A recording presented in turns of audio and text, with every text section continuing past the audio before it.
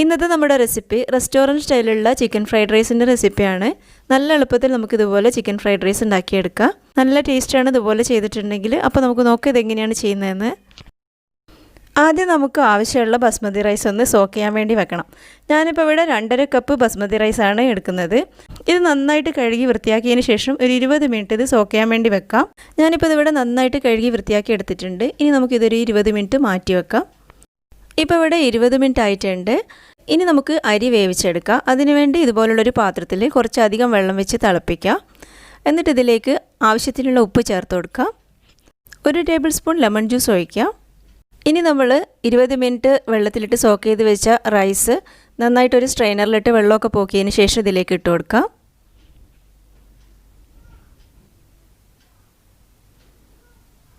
ഇതുപോലൊന്ന് ഇളക്കി കൊടുത്തതിന് ശേഷം നമുക്കിതൊന്ന് വേവിച്ചെടുക്കണം.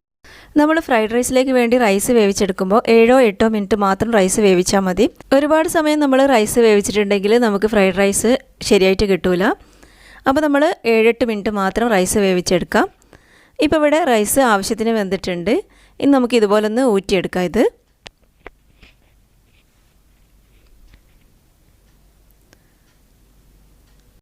ഞാനിപ്പോൾ ഇവിടെ റൈസ് മുഴുവനായിട്ട് ഊറ്റിയെടുത്തിട്ടുണ്ട്. നമ്മൾ റൈസ് ഊറ്റിയെടുത്ത ഉടനെ തന്നെ ഇതുപോലുള്ളൊരു പരന്ന പാത്രത്തിലേക്ക് ഇത് മാറ്റി കൊടുക്കണം.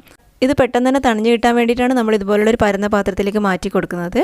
നമ്മൾ പെട്ടെന്ന് തന്നെ ഇതുപോലെ മാറ്റി കൊടുത്തിട്ടില്ലെങ്കിൽ അരി പിന്നെ അതിൽ കിടന്ന് വേവാനുള്ള ചാൻസ് ഉണ്ട്. അതുകൊണ്ട് നമ്മൾ വേഗം തന്നെ ഇതുപോലൊന്ന് പരന്ന പാത്രത്തിലേക്ക് മാറ്റി കൊടുക്കാം. ഇനി ഇതിലേക്ക് ഇതുപോലുള്ളൊരു ചെറിയ കഷ്ണം ബട്ടർ ഇതിലേക്ക് ഇട്ട് കൊടുക്കാം. നമ്മൾ ഫ്രൈഡ് റൈസ് ഉണ്ടാക്കുമ്പം റൈസിലേക്ക് ഇതുപോലൊരു കഷ്ണം ബട്ടർ ഇട്ട് കൊടുത്തിട്ടുണ്ടെങ്കിൽ നല്ലൊരു ടേസ്റ്റ് ആയിരിക്കും നമ്മുടെ റൈസിന്. ഇനി നമുക്കിത് മാറ്റി വെക്കാം. ഇനി നമുക്ക് ഇതുപോലുള്ളൊരു പാൻ വെച്ച് ചൂടാക്കിയിട്ട് ഇതിലേക്ക് 1/2 ടേബിൾ സ്പൂൺ ഓയിൽ ഒഴിച്ചു കൊടുക്കാം. മുട്ടയൊന്ന് വറുത്തെടുക്കാൻ വേണ്ടിയിട്ടാണ് നമ്മളിതിലേക്ക് ഓയിൽ ഒഴിച്ചെടുത്തത്. ഇനി നമ്മൾ ഇതുപോലെ 2 മുട്ട എടുത്തിട്ട് ഒരല്പം ഉപ്പ് ചേർത്ത് ഇതുപോലെ നന്നായിട്ടൊന്ന് ബീറ്റ് ചെയ്തെടുക്കാം. ഇത് ഈ പാനിലേക്ക് ഒഴിച്ചു കൊടുക്കുക. എന്നിട്ട് നമുക്ക് നന്നായിട്ടൊന്ന് ഇത് ചിക്കിപ്പൊരിച്ച് എടുക്കാം.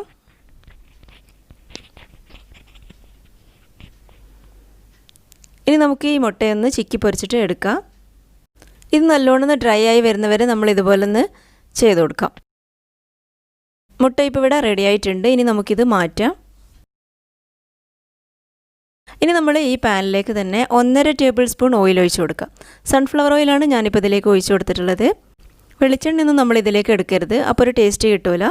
ഇനി നമ്മൾ ഇതിലേക്ക് 1 ടേബിൾ സ്പൂൺ വെളുത്തുള്ളി ഇതുപോലെ ചെറുതായിട്ട് ചോപ്പ് ചെയ്ത് ഇതിലേക്ക് ചേർത്ത് കൊടുക്കാം. എന്നിട്ട് ഇതുപോലെ ഒന്ന് നന്നായിട്ടൊന്ന് വഴറ്റിയെടുക്കാം. ഇനി ഇതിലേക്ക് ചിക്കൻ ചേർത്ത് കൊടുക്കാം. ഞാനിപ്പോൾ ഇവിടെ 1/2 കിലോ ചിക്കൻ ഇതുപോലെ ചെറുതായിട്ട് ചോപ്പ് ചെയ്തെടുത്തതാണ്. ബോൺലെസ് ചിക്കനാണ് ഞാനിതിലേക്ക് എടുത്തത്. എന്നിട്ട് ഇതുപോലെ നന്നായിട്ടൊന്ന് വേവിച്ചെടുക്കണം. ഈ ചിക്കൻ ഒന്ന് വൈറ്റ് കളറായി വരുന്നവരെ നമ്മൾ ഇതുപോലെ ഒന്ന് വഴറ്റിയെടുക്കാം. ചിക്കൻ നമ്മൾ ഇതുപോലെ ചെറിയ പീസായി മുറിച്ചതുകൊണ്ട് പെട്ടെന്ന് തന്നെ നമുക്കിത് വെന്ത് കിട്ടും. നമ്മളിതുപോലെ വഴറ്റിയെടുക്കുമ്പോൾ ചിക്കൻ ഇതുപോലെ കുറച്ച് വെള്ളമൊക്കെ ഇറങ്ങി വരും. ഈ വെള്ളമൊക്കെ ഒന്ന് വറ്റി ഡ്രൈ ആയി വരുന്നവരെ നമ്മൾ ഇതുപോലെ വഴറ്റിയെടുക്കാം. അപ്പോഴേക്ക് ചിക്കൻ നന്നായിട്ട് വെന്തിട്ടുണ്ടാവും. ഇപ്പോൾ നമ്മുടെ ചിക്കൻ ഇവിടെ ഡ്രൈ ആയി വന്നിട്ടുണ്ട്. ചിക്കൻ നന്നായിട്ട് വെന്ത് വന്നിട്ടുണ്ട്. ഇനി നമ്മളിതിലേക്ക് ക്യാരറ്റ് ചേർത്ത് കൊടുക്കുക. ഇതുപോലെ നീളത്തിലാണ് ഞാനിപ്പോൾ ഇവിടെ അരിഞ്ഞെടുത്തിട്ടുള്ളത്. ബീൻസ് ചേർത്ത് കൊടുക്കുക. 1 കപ്പ് ക്യാരറ്റും 1 കപ്പ് ബീൻസും ഞാനിതിലേക്ക് ചേർത്ത് കൊടുത്തിട്ടുണ്ട്. വെജിറ്റബിൾസൊക്കെ നമ്മൾ ഇഷ്ടത്തിനനുസരിച്ചിട്ട് എടുക്കാം. ബീൻസും ക്യാരറ്റും ഒന്ന് ജസ്റ്റ് ഒന്ന് വെന്ത് വരുമ്പോൾ നമ്മളിതിലേക്ക് ക്യാപ്സിക്കം ചേർത്ത് കൊടുക്കാം. ഒരുപാട് സമയമൊന്നും നമ്മൾ ഇതുപോലെ വഴറ്റിയെടുക്കേണ്ട ആവശ്യമില്ല. ഒരു 2 മിനിറ്റോ 3 മിനിറ്റോ ഒക്കെ വഴറ്റിയെടുത്താൽ മതി. വെജിറ്റബിൾസൊക്കെ ഒരുപാട് വെന്ത് പോയിട്ടുണ്ടെങ്കിൽ നമ്മുടെ ഫ്രൈഡ് റൈസിന് ടേസ്റ്റ് കിട്ടില്ല. അപ്പോൾ നമ്മൾ 2-3 മിനിറ്റ് മാത്രം ഇതുപോലെ വഴറ്റിയെടുക്കാം. ഇനി നമ്മൾ ഇതിലേക്ക് കേബേജ് ചേർത്ത് കൊടുക്കാം. കേബേജിനൊന്നും ഒട്ടും വേവില്ലാത്തതുകൊണ്ട് നമ്മൾ ലാസ്റ്റ് ചേർത്ത് കൊടുത്താൽ മതി. പിന്നെ നമ്മൾ വെജിറ്റബിൾസ് വഴറ്റിയെടുക്കുന്നതും ബാക്കി എല്ലാ കാര്യങ്ങളും ചെയ്യേണ്ടത് നല്ല ഹൈ ഫ്ലെയിമിലിട്ടിട്ടാണ് നമ്മൾ ചെയ്യേണ്ടത്. എത്രത്തോളം ഫ്ലെയിം കൂട്ടി വെക്കാൻ പറ്റുമോ അത്രയും ഫ്ലെയിം കൂട്ടി വെച്ചിട്ടാണ് നമ്മളിതെല്ലാം ചെയ്യേണ്ടത്. മൊത്തത്തിൽ ഇവിടെ 4 മിനിറ്റോളം വെജിറ്റബിൾസ് ഞാനിപ്പോൾ ഇവിടെ വഴറ്റിയെടുത്തിട്ടുണ്ട്. ഇത്രയും മതിയാകും. ഇനി നമ്മളിതിലേക്ക് റൈസ് ഇട്ട് കൊടുക്കാം. നമ്മൾ വേവിച്ച് മാറ്റി വെച്ചതിന് ശേഷം ബട്ടർ ഇട്ട് കൊടുത്ത റൈസ് ഇതിലേക്ക് ഇട്ട് കൊടുക്കാം. ഇതുപോലെ കുറച്ച് ബട്ടർ ചേർക്കുമ്പോൾ നമ്മുടെ ഫ്രൈഡ് റൈസിന് നല്ലൊരു ടേസ്റ്റ് തന്നെ ആയിരിക്കും കേട്ടോ. ഇനി ഇതുപോലെ ജസ്റ്റ് ഒന്ന് ഇളക്കി കൊടുക്കാം. നമ്മൾ ഒരുപാട് സ്പീഡിലൊന്നും ഇളക്കരുത്. നമ്മളിതുപോലെ സാവധാനം ഒന്ന് ഇളക്കി കൊടുക്കാം. റൈസ് പൊടിഞ്ഞു പോവാതെ ഇതുപോലെ ഒന്ന് ഇളക്കി കൊടുക്കുക. ഇനി നമ്മളിതിലേക്ക് ആവശ്യത്തിനുള്ള ഉപ്പ് ചേർത്ത് കൊടുക്കുക. ഇനി ഇതിലേക്ക് മാഗി ക്യൂബ് ചേർത്ത് കൊടുക്കുക. ഒരു മാഗി ക്യൂബാണ് ഞാനിപ്പോൾ ഇവിടെ എടുത്തത്. ഇതൊന്ന് ജസ്റ്റ് ഇതുപോലെ ഒന്ന് ഗ്രേറ്റ് ചെയ്തിട്ട് ഇതിലേക്ക് ചേർത്ത് കൊടുക്കുക. ഈ മാഗി ക്യൂബ് നമ്മൾ വെജിറ്റബിൾ വേവിച്ചെടുക്കുമ്പോൾ ആ സമയത്ത് ചേർത്ത് കൊടുത്താലും മതി, അതായിരിക്കും കുറച്ചുകൂടെ നല്ലത്. അപ്പോൾ മാഗി ക്യൂബൊക്കെ നന്നായിട്ടൊന്ന് റെഡിയായി കിട്ടാൻ വേണ്ടിയിട്ട് നമ്മൾ ആ വെജിറ്റബിൾ വേവിച്ചെടുക്കുമ്പോൾ തന്നെ ഇതിലേക്ക് മാഗി ക്യൂബ് ചേർത്ത് കൊടുക്കുക. ഇനി ഇതിലേക്ക് 1.5 ടീസ്പൂൺ കുരുമുളക് പൊടി ചേർത്ത് കൊടുക്കുക. കുരുമുളക് പൊടിയൊക്കെ നമ്മൾ ഇഷ്ടത്തിനനുസരിച്ച് ചേർക്കാം. ഇനി ഇതിലേക്ക് 1 ടേബിൾ സ്പൂൺ വിനാഗിരി ചേർത്ത് കൊടുക്കുക.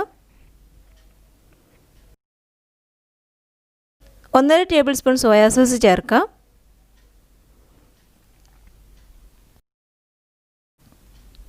ഇനി ഇതിലേക്ക് നമ്മൾ വറുത്ത് മാറ്റി വെച്ച മുട്ട ഇതിലേക്ക് ചേർത്ത് കൊടുക്കുക.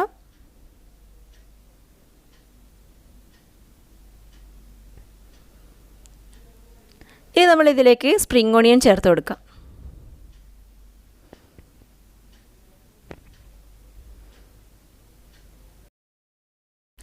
ഇനി നമ്മൾ ഈ പാത്രം എടുത്തിട്ട് ഇതുപോലെ ഒന്ന് ചെയ്ത് കൊടുക്കുകയാണെങ്കിൽ അതായിരിക്കും കുറച്ചുകൂടെ നല്ലത്. അപ്പോൾ പറ്റുകയാണെന്നുണ്ടെങ്കിൽ ഇതുപോലെ ചെയ്യാം.